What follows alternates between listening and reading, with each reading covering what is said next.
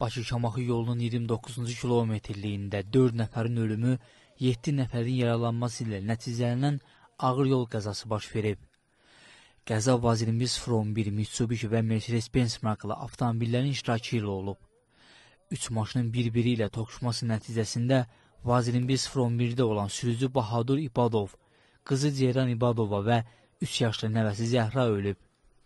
Sürücünün yoldaşı Arifə İbadova və digər sərnişin Vidadi Novruzov ağır bədən xəsarətləri alıblar. Mercedes-Benz markalı maşında olan Gülşən Bibirova aldığı bədən xəsarətləri nəticəsində hadisə yerindəcə dünyasını dəyişib. Sürücü Nadir Şükürov, sərnişinlər Fəridə Əliyeva və Pirim Şamalova ağır bədən xəsarətləri alıblar. Mitsubishinin sürücüsü Murad Həmidov və sərnişini Eyşan Rüstamov ağır yaralanıblar. Yaralılar bir sayılı və Respublika Mərkəzi Klinik Xəstəxanasına çatdırılıblar.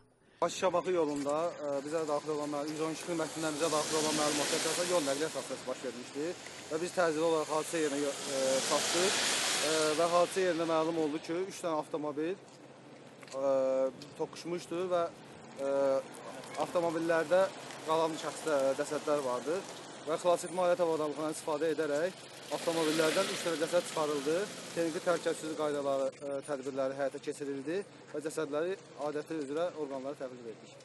Faktla bağlı Baş Dövlət Yol Polisi İdarəsində araşdırma aparılır. Fərahim Qasımov, Eşad Mətləboğlu, APA TV.